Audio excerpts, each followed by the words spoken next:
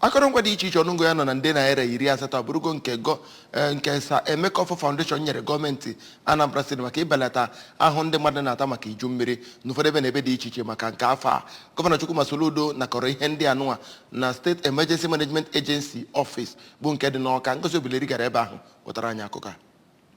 Ihe ndị Emeka Offor bunyere gọọmenti Anambra steeti nke gọvanọ Soludo nabatara gụnyere ọtụtụ akpa osikapa, ọtụtụ akpa agwa, ọtụtụ ji, tomato iko, ọtụtụ nche asụ akwa, mmanụ nri, vegetable oil, ihe ọṅụṅụ nke bekee kpọrọ beverage, mmanụ ọpapa, akpa nnu gasị, otu ụgbọala edebere ihe ndina nke ụmụntakịrị, akwa ndina nke ndị okenye ya na ọkpụrụkpụ ego. Ka ọ na-anabatazi ihe ndị ahụ ka gọvanọ Soludo kelere Emeka Offor onye ọ kọwara na ọ nọburu na mbụ na-enyere ndị mmadụ aka. Gọvanọ Soludo onye kọwara na ya bụ ụkwụ ọ zọpụrụ bụ Emeka Offor na ihe ndị ọzọ megasịrị n'oge gara aga bụ ihe a na-akpọ na mmadụ nwere obi mmadụ, ma kọwakwazịa na ihe ndị o megasịrị oge a chụpụrụ polio n'obodo Naijiria bụ ụfọdụ ihe ndị eji aka, nke ọ kọwara kpatara eji wee na-akpọzi ya polio ambassador. Ọ kwaziri arịrị na obodo Anambra na-agabiga ọtụtụ ihe mgbu ugbu a, nke gụnyere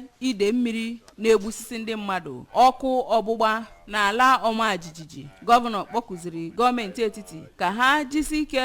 gbochie ide mmiri a site na ịrụ ebe ya bụ mmiri ga na-aba ngwa ngwa ha si na dam nke arụrụ na Cameroon wee pụta. Na mbụri ka ọ na-ebunye gọvanọ ihe ndị ahụ ha butere, ka onye ji ọkwa Chief of Staff nke Emeka Offor Foundation bụ Retired Assistant Inspector General of Police Chris Ezike kọwara na ya bụ atụmatụ bụ nnọọ na mkpalite mmụọ na mmasị nke Emeka Offor. Ọ kọwara na o ji inyere mmadụ aka hiri isi nọkwazi n'oge ahụ wee begara gọvanọ Soludo akwa n'ihi ihe mere n'oge ide mmiri gbusiri ndị mmadụ na Anambra. O toziri gọvanọ Soludo maka atụmatụ niile ọ na-ewepụta iji wee chịa ọchịchị na Anambra steeti kemgbe ọ banyere n'ọchịchị, ma kelekwazi ya n'ụzọ pụrụ iche otu o si wee wepụta ebe ndị ahụ mmiri mebiri ihe ha gara wee nọdụ. Onye ji ọkwa dịka Executive Secretary nke SEMA bụ Paul Odenigbo, onye gosipụtara aṅụrị na afọ ojuju nyegara Emeka Offor Foundation maka mbọ ha gbara, kọwakwara na ihe ndị ahụ ha butere ga-aga nnọọ n'ihu inye aka ibelata afụfụ ndị ahụ nọ na ebe nchere oge na-ata, ma kpọkụzie onye ma onye ọbụla nọ na Anambra ka ha tinye uchu nke ha n'iso wee tie ndị ahụ ihe mere aka n'obi n'okwu nke ha dịgasị iche iche. Onye ji ọkwa Chief of Staff nke gọvanọ bụ